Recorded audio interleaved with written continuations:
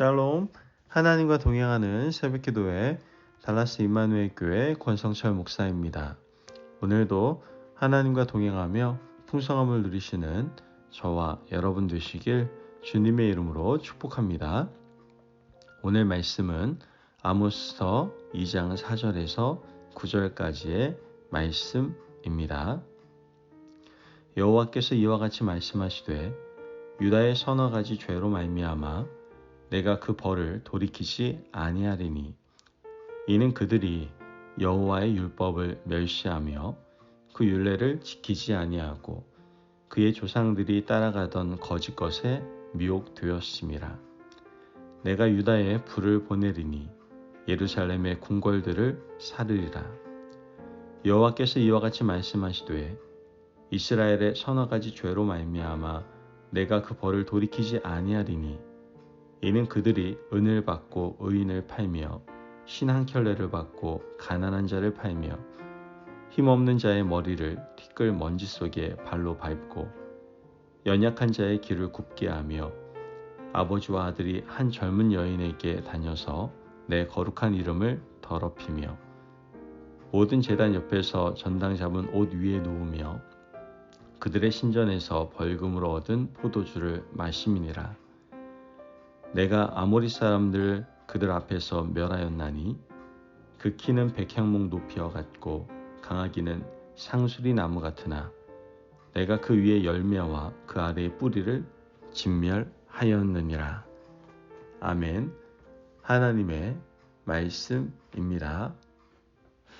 여러분, 우리가 신앙생활을 하다 보면요, 이 신앙생활 가운데 형식과 내용의 조화를 이룬다라는 것이 참 어렵다라고 느껴질 때가 많습니다. 과연 형식과 내용이 어떻게 조화를 이룰 수 있을 것인가?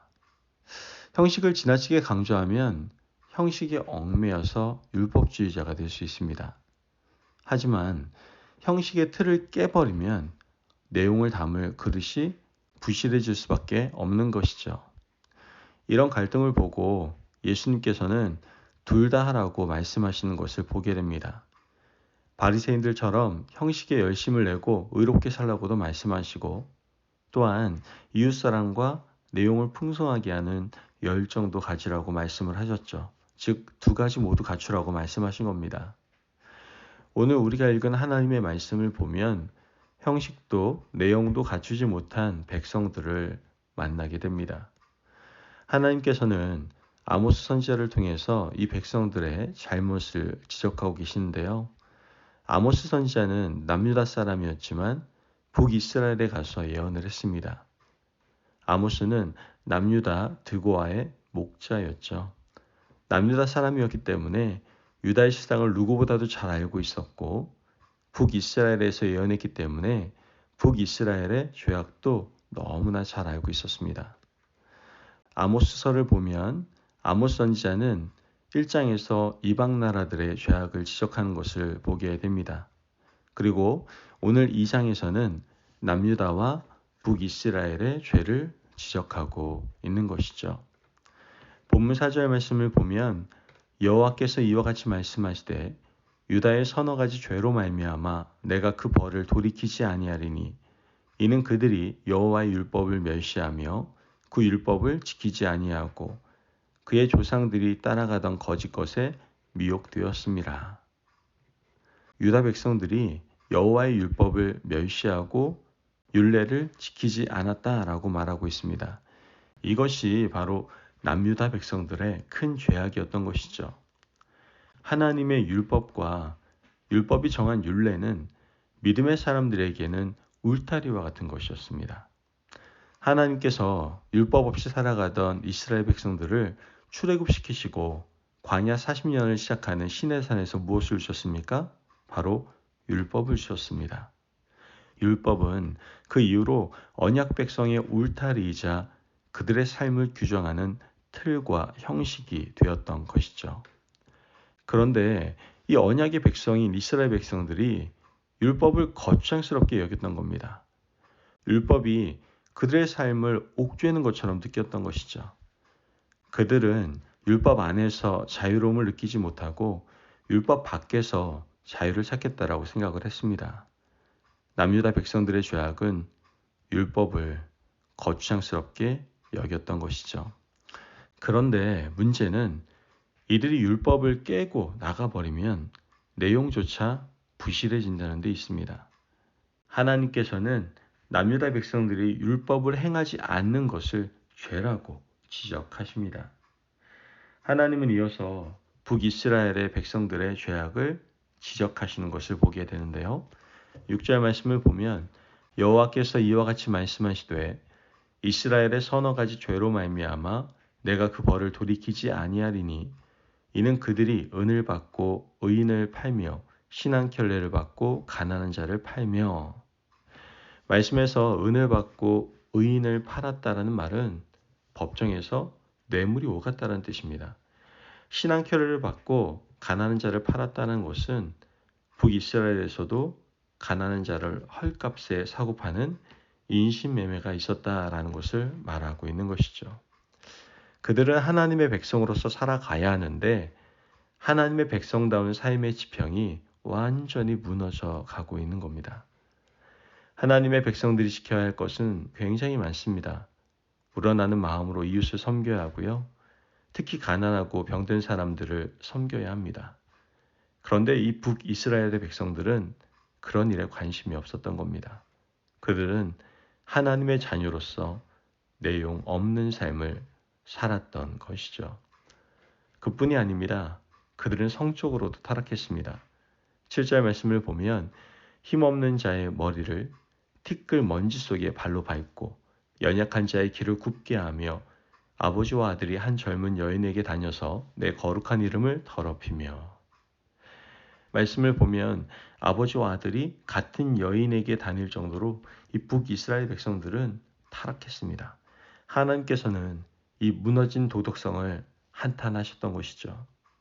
8절 말씀을 보면 모든 제단 옆에 전당잡은 위에 누우며 그들의 신전에서 벌금으로 얻은 포도주를 마심이라. 여러분, 전당잡은 옷 위에 눕는다는 것은 굉장히 무서운 죄입니다. 왜냐하면 신명기 24장에 기록된 율법 때문에 그렇습니다.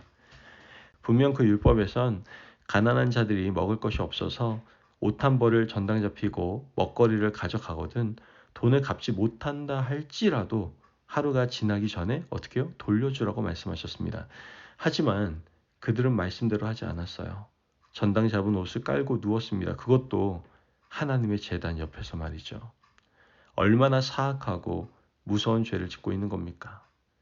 그들은 내용 없이 사는 사람들이었습니다. 남유다 백성들은 율법의 형식이 없는 사람들이었고 북이스라엘 백성들은 실천하지 않는 사람들, 즉 삶의 알맹이가 없고 내용 없이 사는 사람들이었습니다. 하나님께서는 이들을 반드시 심판하겠다라고 말씀을 하시죠. 오늘 본문 9절 말씀을 보면 내가 아모리 사람을 그들 앞에서 멸하였나니 그 키는 백향목 높이와 같고 강하기는 상수리 나무 같으나 내가 그 위에 열매와 그 아래 뿌리를 진멸하였느니라. 말씀에서 나오는 아모리 사람은요, 이스라엘 백성들이 가나안 땅에 들어오기 전부터 그 땅에 살던 원주민들이었습니다. 굉장히 강한 민족이었죠. 그런데 하나님이 그들을 내쫓았습니다. 하나님께서 아모리 사람들을 진멸하시고 쫓아내신 것처럼 남유다와 북이스라엘을 심판하시고 이 땅에서 쫓아내겠다라고 말씀하시는 겁니다. 아마 그들은 하나님께 쫓겨날 것이라고는 상상도 하지 못했을 겁니다. 왜냐하면 지금 그들 굉장히 잘 나가고 있었거든요. 굉장히 강했거든요. 아모스 선지자가 예언하던 기원전 8세기 남유다는 우시야 왕의 시절이었습니다. 그 당시 남유다는 부국 강병했어요. 또한 북이스라엘은 여로보암 2세 시절이었거든요. 그들 또한 부국 강병했습니다. 그들은 솔로몬 시절의 영토를 거의 회복하는 중이었습니다. 백성들은 자부심으로 가득 차 있었죠. 자신감이 넘쳤습니다. 그러나 하나님은 말씀을 하십니다. 내가 너희를 심판하겠다. 율법의 형식도 제거하고 내용도 실천하지 않은 너희들을 아모리 사람처럼 심판하겠다라고 말씀을 하신 겁니다. 여러분, 오늘 이 말씀은요, 우리에게도 여전히 유효한 말씀입니다. 여러분 어떻게 살고 계십니까? 하나님께서는 하나님의 율법을 벗어버리고 실천하지 않는 사람들을 가만히 두지 않으십니다. 여러분, 형식을 소중히 여기지 않는 사람은요, 내용도 소중히 여기지 않습니다. 내용을 채우지 않는 사람은 형식에도 관심이 없을 수밖에 없는 것이죠. 형식과 내용은 함께 가는 겁니다. 율법이라는 형식과 율법의 정신을 구현하는 행동은 함께 하는 것이죠. 그러므로 오늘 하루를 살아가시면서 하나님이 우리에게 원하시는 율법의 형식과 삶의 내용을 가득 채워서 온전히 하나님만을 기쁘시게 해드리는 저와 여러분이 되시길 주님의 이름으로 축복합니다. 아멘. 기도하겠습니다. 사랑이 많으신 아버지 하나님 감사합니다. 오늘 우리에게 귀한 말씀의 은혜 허락하심을 감사합니다. 하나님, 우리가 율법의 형식을 잘 지키며 마음의 울타리로 삼겠습니다. 또한 율법의 내용을 가슴에 받아서 반드시 실천하는 하나님의 사람 될 수 있도록 주님 도우시고 축복하여 주옵소서. 감사함이 예수님의 이름으로 기도합니다. 아멘. 오늘도 하나님과 동행하며 풍성함을 누리시는 저와 여러분 되시길 주님의 이름으로 축복합니다. 여러분, 율법의 형식과 내용을 알차게 조화를 이루어서 하나님의 영광과 기쁨이 될 수 있는 아름다운 삶을 살아가시기를 바랍니다. 말씀 안에서 승리하십시오.